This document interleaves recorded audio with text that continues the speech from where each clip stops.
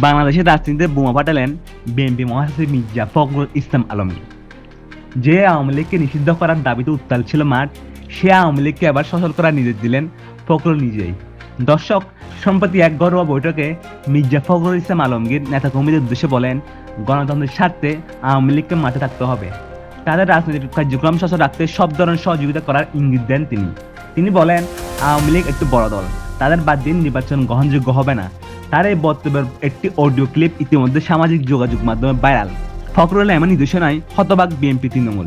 প্রশ্ন উঠছে, শেখ হাসিনা দেশ ছাড়ার পর যে আওয়ামী লীগকে নিষিদ্ধ করার জন্য ছাত্র জনতা জীবন দিল, সে আওয়ামী লীগকে কেন পুনর্বাসন করতে চাচ্ছে বিএনপি? রাজনৈতিক বিশেষজ্ঞ বলছেন, ভারতের চাপে এবং আসন্ন নির্বাচনে আওয়ামী লীগের ভোট ব্যাংক পাওয়ার আশায় এক গোপন সমঝোতা। বিএনপির ভিতরে এখন দুটি দ্বারা স্পষ্ট। এক পক্ষ চায় আওয়ামী লীগ নিষিদ্ধ হোক, আর এক পক্ষ যার নেতৃত্বে ফখরুল, তারা চায় আওয়ামী লীগ ফিরুক।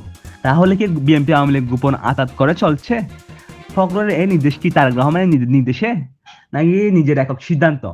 এই সিদ্ধান্তে কি বিএনপি জনগণ আস্থা হারাবে? আপনার মতামত কি কমেন্টে জানান। আর এমন বিস্ফোরক রাজনৈতিক খবরের জন্য চ্যানেলটি সাবস্ক্রাইব করে বেল আইকনে ক্লিক করে রাখুন।